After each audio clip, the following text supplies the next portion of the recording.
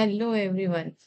क्या आपने कभी सोचा है कि गर्मी के दिनों में फूड फेस्टिवल क्यों नहीं होते, या फिर हम गर्मी में ठंड के जैसे लड्डू क्यों नहीं खाते? क्योंकि हमारी बॉडी और नेचर हमें खुद ही बताता है कि इन दिनों में हमें क्या खाना चाहिए, कैसे खाना चाहिए। और इसी को आज हम समझेंगे आयुर्वेद की ग्रीष्म ऋतुचर्या में। तो चलिए देखते हैं क्या खाना। सबसे पहले हमें समझना होगा उत्तरायण क्या होता है। उत्तरायण का मतलब है सूर्य का उत्तर दिशा की ओर आना। ये प्रक्रिया शुरू होती है मकर संक्रांति से, यानी जनवरी से।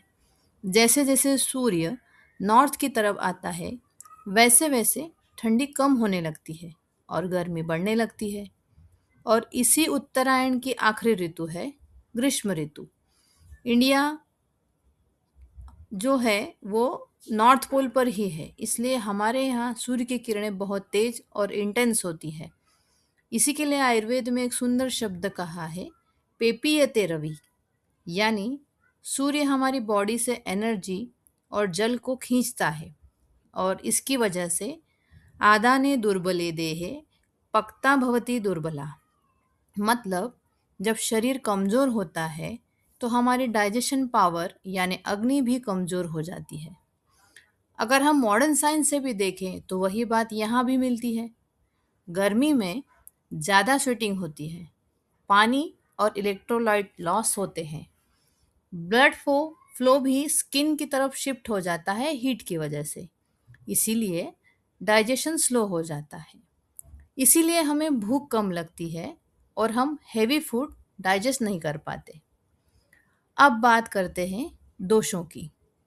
ग्रीष्म ऋतु में वात बढ़ता है क्योंकि ड्राइनेस है, पित्त बढ़ता है क्योंकि हीट है, और कफ क्षय होता है क्योंकि हाइड्रेशन की वजह से हमारी बॉडी से जलीय तत्व कम हो रहा है। यानी बॉडी में एनर्जी और हाइड्रेशन दोनों कम हो जाते हैं।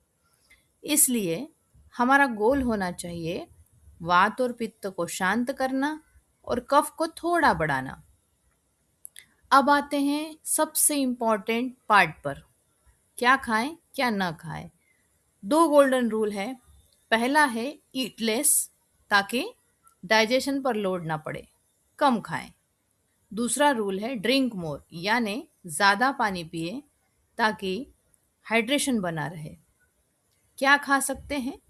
मधुर, शीतल, हल्का और स्निग्ध आहार लेना चाहिए, जैसे जौ, चना, ब्राउन राइस, रागी, ज्वार।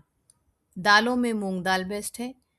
ताज़ा मक्खन या घी स्निग्धता के लिए बेस्ट है, खासकर जौ, क्योंकि ये हल्का है पचने में और फाइबर बहुत ज़्यादा, सॉल्युबल फाइबर्स की वजह से ये कोलेस्ट्रॉल को भी कंट्रोल करता है। फ्रूट्स में तरबूज, खरबूज, पपीता, अनार और आम भी खा सकते हैं, लेकिन लिमिटेड क्वांटिटी में। और ध्यान रखें कि मिल्क शेक्स नहीं लेने हैं। ड्रिंक्स में फ्लेवर्ड पानी, जैसे गुलाब और उशीर से फ्लेवर किया, कैरी का पना, बेल का शरबत, नारियल पानी, नारियल दूध, स्मूदी, ककड़ी, गाजर या बीट की, जौ और चना का सत्तू, ये भी ले सकते हैं। अगर आपको डायबिटीज़ है तो शुगर अवॉइड करें और स्टीविया के पत्तों का यूज़ करें। अब आते हैं कि क्या नहीं खाना है। सारी खट्टी चीज़ें जैसे दही, कड़ी, इमली, यहाँ तक कि नींबू पानी भी, उड़द की दाल, मसूर की दाल, आलू, अरबी जैसी कंद सब्जियाँ, फ्राइड और हेवी तला हुआ खाना, मसालेदार और लहसुन, ये सभी गरम है और पित्त और वातवर्धक है, इसलिए इनको अवॉइड करें। ग्रीष्म ऋतु एकमात्र ऐसी ऋतु है जिसमें आयुर्वेद में दिन में सोना अलाउ किया गया है। इससे बॉडी की थकान कम होती है और एनर्जी वापस आती है। सुगंधित द्रव्यों का प्रयोग जैसे चंदन, मोगरा, गुलाब माइंड को रिलैक्स करता है और पित्त दोष कम करता है। स्नान के लिए मुल्तानी मिट्टी, आंवला या चंदन से स्नान करें, इससे शीतलता बढ़ती है। तेल की मालिश के लिए खास तौर पर घी या नारियल का तेल यूज करें। सरसों या तिल तेल अवॉइड करें क्योंकि ये गर्म है। गाय के घी की 2 बूंदें नाक में डालने से ड्राइनेस और डस्ट से प्रोटेक्शन होता है। ये एक बहुत अच्छा एंटी एलर्जिक मेडिसिन सा काम करता है। जैसे गर्मी में धरती सूखती है, वैसे ही हमारे शरीर में भी एनर्जी और मॉइस्चर कम हो जाते हैं। यही आयुर्वेद का आदान काल है और मॉडर्न साइंस में इसे कहते हैं डिहाइड्रेशन और मेटाबॉलिक स्लो डाउन।